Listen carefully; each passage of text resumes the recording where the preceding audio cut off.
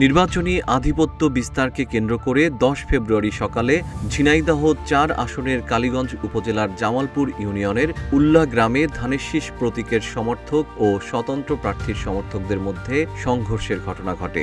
এতে অন্তত ৪ জন আহত হয়েছেন।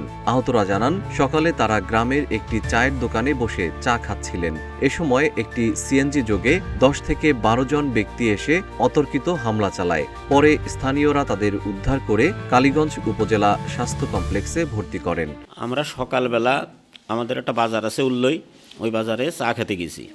গেলে দেখি যে আমাদের কয়েকজন নেতাকর্মী ওখানে আছে। আমরা ওই রাস্তার পরে দাঁড়ায় পড়ে গল্প করতেছি। দেখি যে এর ভিতরে একটা সিএনজি দেখি চলে গেল আমাদের বাজার থেকে।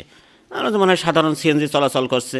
হঠাৎ কিছুক্ষণের মধ্যে আমরা ওখানে দাঁড়াই গল্প করতে করতে ওই দিকতে ফিরে এসে গাড়ির থেকে নেমেই নান্নু জর্দার আগে প্রথমে যে রিয়াজুদ্দির ঘাড়ে বাড়ি মারলে ও পড়ে গেছে।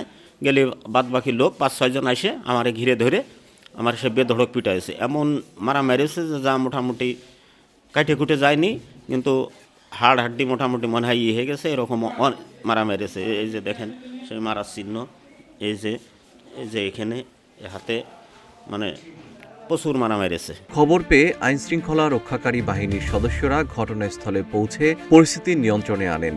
বর্তমানে পরিস্থিতি স্বাভাবিক আছে বলে জানান কালীগঞ্জ থানার অফিসার ইনচার্জ জেল্লাল হোসেন।